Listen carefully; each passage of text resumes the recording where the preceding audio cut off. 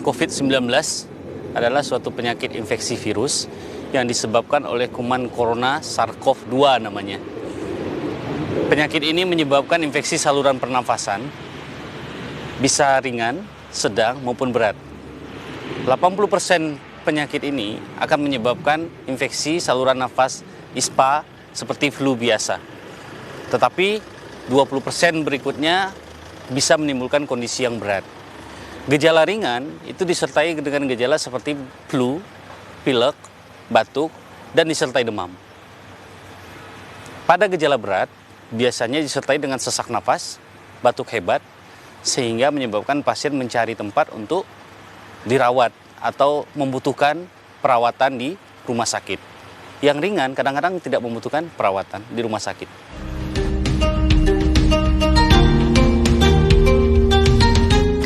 Semua orang berisiko terkena virus corona. Tetapi memang ada beberapa kasus di mana kondisi yang berat itu terjadi pada usia-usia yang lebih dewasa atau tua.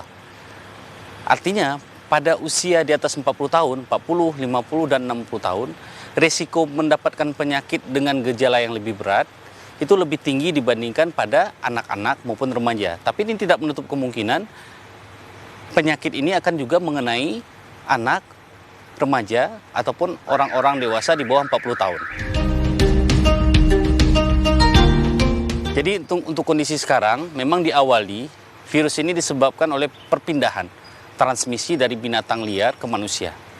Tetapi dengan kondisi sekarang sebenarnya virus ini sudah mulai bertransmisi atau menyebar dari orang ke orang. Untuk memastikan atau diagnosis virus COVID-19 diperlukan pemeriksaan swab namanya.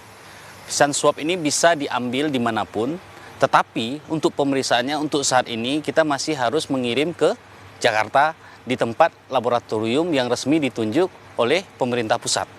Dalam hal ini adalah Litbangkes dan ada pusat laboratorium di Jakarta. Virus ini memang serius. Kenapa virus ini serius? Karena transmisinya atau penyebarannya cepat sekali. Kemudian karena penyebarannya cepat tentu akan membuat banyak orang akan mengidap penyakit hal ini.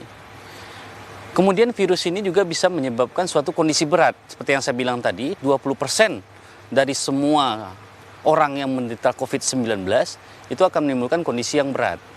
Nah, kondisi yang berat inilah yang sebenarnya akan berdampak besar pada orang yang mengidapnya.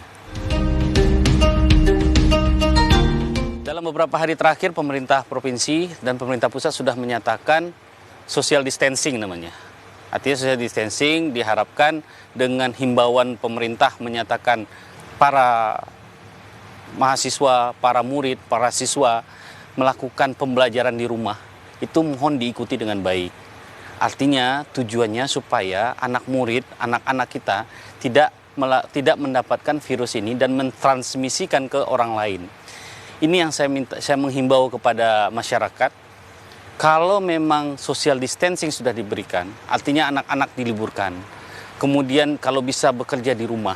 Jangan lagi nanti karena hal seperti ini dilakukan, malahan sebaliknya membawa anak-anak keluar, ke mall, pergi liburan. Nah, ini harusnya tidak dilakukan. Artinya dengan kondisi himbauan pemerintah kalau belajar di rumah, tolong dipatuhi. Sehingga anak-anak jangan sampai keluar rumah untuk bermain.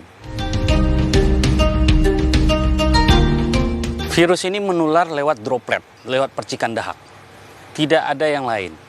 Lewat droplet itu artinya kalau ada orang yang terkena penyakit COVID-19, kemudian di dalam dahaknya, di dalam saluran nafasnya ada virus, kemudian dia batuk, dan dia membuang sembarangan dahaknya, itu bisa nular ke orang lain.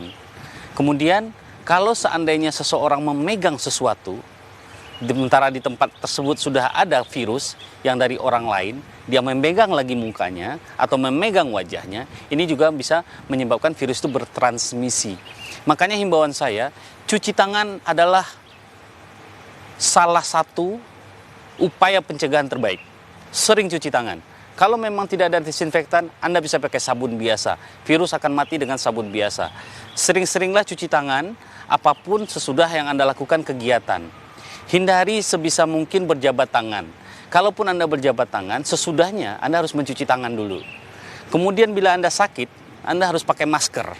Kalau Anda sehat tapi Anda harus pergi ke keramaian atau kerumunan orang atau ke tempat transportasi massal, Anda harus pakai masker. Hidup sehat, makan yang bergizi, hindari hal-hal yang merugikan, insya Allah kita bisa menghindarinya.